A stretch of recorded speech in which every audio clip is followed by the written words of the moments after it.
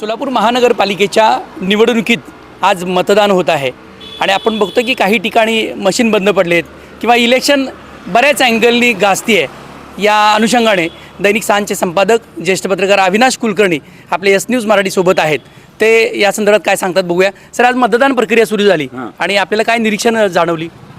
मतदान सुरू आहे आणि आता दुपारचे साधारणतः 12 वाजलेले आहेत। मतदानाची प्रक्रिया अत्यंत संथ गतीने चालू आहे। याला कारणं अशी आहेत की जे अवेअरनेस व्हायला पाहिजे होता प्रशासनाकडून तो जरा थोडासा कमी पडला आहे असं मला वाटतंय। आणि अनेक लोकांना असं लक्षात आलं आत्ताच गेल्यावर मतदान केंद्रावर की आपलं मतदानच इथं नाही। हा नेहमीचा घोळ आहे, लोकांनी आधी तयारी करायला पाहिजे। पण तुम्ही घोळात घोळ इतके घालता की म्हणजे एकाच घरातले नवरा एका बाजूला मतदान, बायको एका बाजूला मतदान, घरातले निम्मे लोक एका बाजूला, असं कसं करता येईल तुम्हाला? एक पेठ एक विभाग एका झोनला जोडला पाहिजे। ह्याच्यामुळं लोकांची तारंबळ उडते। 4 मतदान झाल्याशिवाय मतदान प्रक्रिया पूर्ण होणार नाही हे मनावर ठसवलं गेलं पाहिजे होतं, ते काही केलं नाही।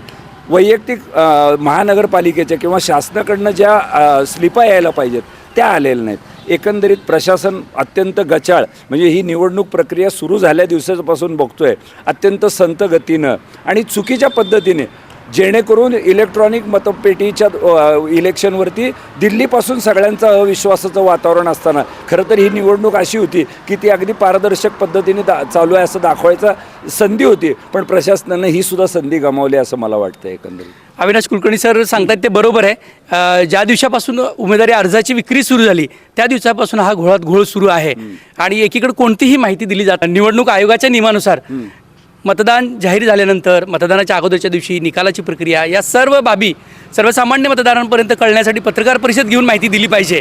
महापालिका आयुक्तांनी किती पत्रकार परिषद घेऊन माहिती दिली? मला वाटतं एखादी पत्रकार परिषद घेतली असेल आणि त्यात पण सांगतो तुम्हाला पाठवतो, पत्रकार परिषद झाल्यानंतर हे प्रेस नोट पाठवतो, अमुक पाठवतो।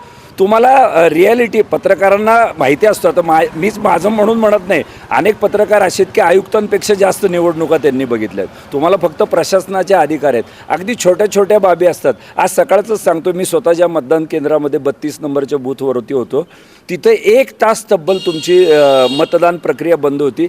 काय नक्की झालं आहे हे तज्ज्ञांनाही सांगता येत नव्हतं, कंपनीच्या कर्मचाऱ्यांनी सांगता येत नव्हतं। लोक चिडतात आणि आमचा जो मतदारसंघ होता तो संवेदनशील आहे, पूर्वीचा इतिहास तिथला चांगला नाही। अशा वेळेत जर 2 गट एकमेकासमोर आले आणि केंद्रामध्ये गोंधळ झाला तर अनुभवी माणसाचं ऐकत असतं। पण हे नवीन मुलं जे नव्या उमेदीने शिकून आलेले आहेत त्यांना वाटतं आम्ही म्हणजे फार सर्वश्रेष्ठ, आणि मग अशामुळं काहीतरी वादविवाद होतात, कायदा सुव्यवस्थेचे प्रश्न निर्माण होतात। खरं जे कोणी जुने अधिकारी असतील आणि निवडणूक आयोगाचे असतील तर त्यांनी माझा मीपणा म्हणून नव्हे तर त्यांना खरं ही यंत्रणा जर व्यवस्थित पार पाडायची असेल तर या अधिकाऱ्यांच्या जोडीला जुनी माणसं द्या, ती पक्षविरहित वागणारे असतील, पत्रकार असतील, वकील असतील, त्यांच्या जोडीला द्या। त्या भागातलं कोणी प्रमुख द्या, बघा बऱ्याच प्रमाणावरती वादविवाद टाळतील। आज आत्तापर्यंत माझ्या माहितीप्रमाणे 23 मतदान केंद्रावरच्या जे EVM मशीन आहेत ते बंद पडल्या। एवढ्या मोठ्या प्रमाणात हा घाळपणाचा कडेलोट आहे असं मला वाटतं। सोलापूर महापालिकेच्या निवडणुकीसाठी मध्य प्रदेश निवडणूक आयोगाच्या मशीन आहेत आणि अधिकारी सांगतात की त्या मशीनमध्ये थोडासा बिघाड झाला, हे मान्य देखील करतायत। आपण बघतोय की संभ्रम हा पहिल्यापासून आहे आणि आपण एवढ्या निवडणुका पाहिल्या आणि 2017 नंतर जवळपास 9 वर्षानंतर सोलापूर शहरातील नागरिक महापालिकेसाठी मतदान करतायत। एवढ्या वर्षाचा अनुभव आणि ती इलेक्शन ज्या आपण पाहिल्या आणि या इलेक्शनमध्ये नक्की काय फरक जाणवतोय? अगदी पूर्वी होते कागदावरच्या वोटिंग असायचं आणि त्यावेळेला बघायचो आम्ही की रात्रभर उशिरा ते मतमोजणीचं प्रक्रिया किंवा आदल्या दिवशी जी मतदानाची प्रक्रिया सुद्धा 7-7:30 वाजेपर्यंत, जेवढ्या आत आलेत 5:30 वाजता त्या सगळ्यांना मतदान वगैरे ह्या सगळ्याला उशीर लागायचा। इलेक्ट्रॉनिक मशिनरी आल्यानंतर, संगणक आल्यानंतर यात सुधारणा अपेक्षित होती। 1-2 इलेक्शन तशा चांगल्याही झाल्या, परंतु आता दिवसेंदिवस जसं आपण तंत्रज्ञान अद्ययावत येतं आहे तर हे जाणीवपूर्वक बिघडवलं जातं आहे का अशा शंकांना वाव मिळतो आहे। म्हणजे काम चुकारपणा असेल, कदाचित कुठल्या पक्षाला फेवर किंवा विरोध यासाठी नसावं, पण तुम्ही काम चुकारपणा, इतक्या तुम्हाला सोयी सुविधा, पूर्वी अक्षरशः पाणीसुद्धा मिळायचं नाही, मतदान केंद्रावर कर्मचारी जे काम करत होते आज गेले की 3ऱ्या दिवशी घरी परत यायचे। आता असं नाही, अशा सगळ्या सुविधा दिलेल्या असताना अतिशय गचाळ व्यवस्था आहे असं मला एकंदरीत वाटते। मी प्रशासनाच्या विरुद्ध नाही, तांत्रिक दोष असू शकतात, त्यात त्यांचा दोष नाही, पण दोष झाल्यानंतर तो कसोटीवरती उतरून ताबडतोब तो दुरुस्त करणं आणि मग काय करतात अधिकारी एकमेकावर ढकलतात कर्मचारी। आता तिथं जो दोष झाला होता, दोष झाल्यानंतर ते केंद्राध्यक्ष जो आहे त्यांनी तातडीने वरिष्ठांना कळवायचं किंवा स्वतःच्या अधिकारात काही बदल करायचे ना. म्हणजे ते एक मत जरी दिलं आहे, ती पेटी बाजूला काढून घेऊन दुसरी पेटी वरिष्ठांना कळवून जोडणं, वाद संपला असता ना. पण नाही, मग त्यांनी वरिष्ठ येईपर्यंत वाट बघायची, मग दुसऱ्यांनी त्यांचा तांत्रिक विभागाचा येईपर्यंत. एवढा लोकांना संयम नसतो. आणि कशासाठी एवढं?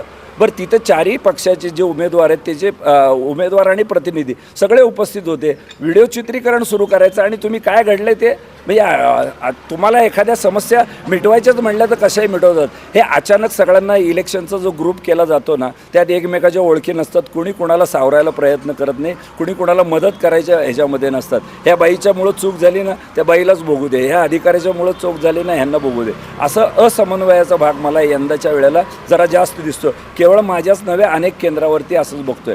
आणि आत्ता मी एक फिरताना बघितलं, एवढं आधुनिक तंत्रज्ञान ॲप वगैरे आलेत, तुम्हाला ॲपच्या लिंक पाठवल्या त्या उघडत नाहीत. त्यामध्ये तुम्ही आत शिरल्यानंतर तुम्हाला इतका किचकटपणा आहे, तुमचा तालुका टाका, गाव टाका आणि मग सर्वात शेवटी म्हणता कार्ड नंबर टाका. मग एवढं केल्यानंतर आम्हाला मतदान केंद्रावरच जाता येईल ना. तुम्हाला सगळं नाव टाकलं की त्या नावाचे सगळे लोक आले पाहिजेत, त्याच्या वयानुसार पत्त्यानुसार वगैरे. एवढं तुम्ही मोबाईल नंबर जोडून घेतलेत. म्हणजे आधुनिक तंत्रज्ञानाचा पुरेपूर वापर व्यवस्थित केला जात नाही जनतेसाठी. स्वतःसाठी काय केलं असेल तर मला माहिती नाही. त्याने अत्याधुनिक यंत्रणा उभारली, सगळं चित्रीकरण घेत आहेत, पण हे दाखवतं कुणाला, हे देत आहे कुणासाठी? सत्ताधारी पक्षाच्या विरोधात गेलं तरच तुम्ही हे चित्रीकरण पुरवणार, नाहीतर गप्पच आहे. तुम्हाला एखादा गैरप्रकार इथं बसून कळतोय तर तुम्ही त्याचा बिमोड केला पाहिजे असं मला वाटतं, आणि ते होत नाही. राज्यभरातील 29 महापालिकेमध्ये आज मतदान होतं आहे. 3.5 कोटी लोक आज मतदानाचा अधिकार बजावणार आहेत. बऱ्याच महापालिकेमध्ये गेले 4 ते 5 वर्ष प्रशासकीय राजवट आहे आणि या प्रशासनावरती देखील अनेक जण नाराज आहे. मनमानी पद्धतीने काम केलं, खूप चांगलं काम करण्याची संधी प्रशासनाला होती.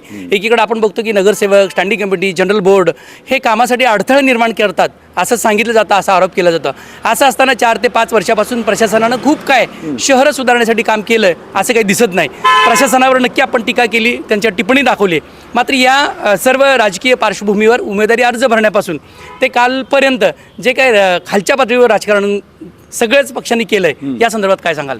अतिशय खरंच म्हणजे फक्त अधिकाऱ्यांचाच दोष आहे असं नाही, लोकांचेही दोष असतील. मी लोकांना म्हणजे सावरून घेतोय. तुम्ही पण शिकलं पाहिजे नवीन तंत्रज्ञान, पण शिकत असताना तुम्हाला प्रशासनाकडनं निश्चित सहकार्य मिळत नाही, कार्यकर्त्यांकडनं पण मिळत नाही. स्लिपा तुम्हाला राजकीय पक्षांनी तरी 4 दिवस आधी पोचवायच्या होत्या, त्याही पोचवल्या गेलेल्या नाहीत. स्लिपापूर्वी स्लिपावरच 75% मतदान व्हायचं. तुम्ही कुणाचं नाव नोंदवलं आहे नाही, कुठं आलं आहे, लोक आदल्या दिवशी तयारी करून ठेवतात, सगळं काढतात. यामध्ये प्रशासन जसं फेल्युअर ठरलं तसे राजकीय पक्षाचे प्रतिनिधी. तुम्ही मगाशी म्हणलं की प्रशासनाच्या हातात 3.5 वर्ष होते. अतिशय भ्रष्ट कारभाराचा अतिउत्तम नमुना म्हणजे गेली 3.5 वर्षे, जे सोलापूरला असेल, अमरावतीला असेल, लातूरला असेल, अगदी मुंबईमध्ये असेल. म्हणजे तुम्हाला महानगरपालिका या लुटून खाण्यासाठी दिल्यात का, असं अंधान दिलं आहे का असं वाटत होतं. कुणी कुणाला विचारत नाही. जे केंद्रातले किंवा राज्यातले सत्ताधारी आहेत ना, ते फक्त आपली सत्ता शाबूत राहील ना, या प्रशासनाच्या मदतीनं आपल्याला सत्ता शाबूत राहील ना, यामध्ये गर्क आहेत. आम्हाला अनेक लोकांना वाटलं होतं की सरकार बदलल्यानंतर काहीतरी लोकांपर्यंत चांगले रिझल्ट जातील. निश्चित काही ठिकाणी रस्ते झालेत, पण भ्रष्टाचार किती झाला आहे. निश्चित काही ठिकाणी नवीन उड्डाणपूल आलेत, लोकांसाठी नागरी सुविधा झाल्यात, पण त्याचा खरोखरच जनतेला फायदा मिळतो आहे का? अशी स्थिती जर असेल तर नकारात्मक फार बाबी आहेत. आपण त्यातल्या त्यात आपण थोडा अल्पसमाधानी असतो. त्यातल्या त्यात समाधान मानतो आहे की बाबा नाही, आम्हाला इलेक्ट्रॉनिक मतदान म्हणजे आता लगेच 2 तासात रिझल्ट येतात. 2 तास तरी कशाला लागायला पाहिजे? जे काम 10 मिनिटाचं त्याच्यासाठी 2 तास खाल्ले जातात. आता उद्या निवडणूक मतमोजणी, तुम्ही उद्याच बघा, 10 वाजता मतमोजणी सुरू होणार आहे. लोकांकडं सगळे निकाल म्हणजे 102 जागांचे निकाल असतील, पण प्रशासनाचे मात्र 20 किंवा 22च जाहीर केले असतील. कशाला किचकट प्रक्रिया करून ठेवतात? हे इथं करणार, 3 ठिकाणी आकडे दुरुस्त करणार, पाठवणार मुंबई निवडणूक आयोगाला, कदाचित ते दिल्लीला पाठवतील, मग कुठल्या तरी राजकीय पक्षाच्या सहमतीनं ते काय सह्या करतील अधिकारी, आणि मग ते परत प्रसिद्धीला येणार. या दरम्यानच्या काळात वादविवाद वाढत असतात. नक्की कोण विजयी झाले हे अधिकृतपणे त्यांनी जाहीर करायला पाहिजे. बरं, नुसतं तुम्ही विजयी उमेदवार जाहीर करा, नंतर मतदानाची आकडेवारी द्या, असं तरी केलं पाहिजे. म्हणजे ह्या सगळ्या गोष्टी प्रशासनाकडनं टाळत आल्यात. मी म्हणतो की लोकप्रतिनिधी बरे होते असं म्हणण्याची वेळ आलेली प्रशासनाचा कारभार. आणि जर नवीन बॉडी आली तर प्रत्येक 29 महानगरपालिकांच्या गैरकारभाराची चौकशी करण्याचे ठराव स्थानिक पातळीवरती झाले पाहिजेत. सोलापूरसारख्या स्मार्ट सिटीच्या गावामध्ये 1000 कोटी आले आणि महानगरपालिकेचं दर वर्षाचं बजेट या सगळ्याचा पैसा खरोखरच मार्गी लागला आहे की नाही हे तपासण्याची गरज आहे. नाहीतर आता काय होतं माहिती का, हे प्रशासन होतं म्हणून चांगल्या चांगल्या पोस्ट मिळवण्यासाठी अधिकारी काही चिरीमिरी देऊन इथं स्वतःहून आलेले आहेत. पण या अधिकाऱ्यांनी जर गैरप्रकार केले असतील तर त्यांच्या चौकशा व्हायला नकोत का? त्या चौकशा झाल्या पाहिजेत, पण ह्या चौकशा ह्या निरपेक्ष आणि पारदर्शकपणे झाल्या पाहिजे. नाही तर अधिकारी ह्यांनी ठराव द्यायचे आणि कुणाला तर संगनमत करून पुन्हा विषय मिटवायचे, म्हणजे पुन्हा हा नवीन एक भ्रष्टाचार. असं काही होऊ नको. तुम्हाला खरंच जनतेचं हित बघायचं ना, ते सगळं उघडं पडा, आणि उघडं पडलं तर बरंच काही बाहेर येईल असं मला वाटतं. धन्यवाद अविनाश सर, आपण खूप चांगले आणि विविधांगी मुद्दे मांडले. सोलापूरकरांनो, आम्ही दोघांच्या माध्यमातून प्रशासन असेल किंवा आमदार, खासदार, मंत्री असतील यांच्यावरती टीका टिप्पणी केली, मात्र आज दिवस आहे मतदानाचा. तुम्ही काहीही करा, 5:30 वाजेपर्यंत जास्तीत जास्त मतदान करून आपल्या सोलापूर शहरावरचं प्रेम दाखवा आणि आपल्याला जे पाहिजेत असे चांगले निष्कलंक प्रतिनिधी सोलापूर महापालिकेत पाठवा. एवढंच यस न्यूज मराठीच्या माध्यमातून विनंती आणि आवाहन. एक मिनटं मी सांगतो की तुम्ही जर जाताय आणि तुम्हाला पक्षातला दोन्ही उमेदवार योग्य वाटत नाही, पण आता आपण काय करायचं, कॉम्प्रोमाइज करायचं, त्यातले त्यात भरा असा उमेदवार निवडा. जात बघू नका, पक्ष बघू नका, गट बघू नका, आपल्या रंगाचा आहे का, आपल्या ओळखीचा आहे का नाही. त्याचं जर हिस्ट्री तुम्हाला चांगली माहीत असेल तो कुठल्याही पक्षाचा असू द्या, त्याला मतदान करा. इवन अपक्ष असला तरी त्याला मतदान करा, पण मतदान करा. धन्यवाद. यस न्यूज मराठीच्या माध्यमातून दैनिक सांजचे संपादक अविनाश कुलकर्णी यांचं मनापासून आभार. धन्यवाद. कमल मेडिकेअर, कॅन्सर आणि super speciality hospital, modular operation theatre, laparoscopic शस्त्रक्रिया, वैश्विक मान्य उपचार, योग्य सल्ला, किमोथेरपी, सुसज्ज ICU, महात्मा फुले जन आरोग्य योजना आणि आयुष्मान भारत अंतर्गत मोफत उपचार, interventional radiology, joint replacement and spine surgeries, modern cancer treatment, laparoscopic surgeries. पत्ता 155/4 गांधीनगर रोड, जुना अक्कलकोट नाका, मार्केट यार्ड जवळ, सोलापूर. संपर्क 93 71 52 43 65.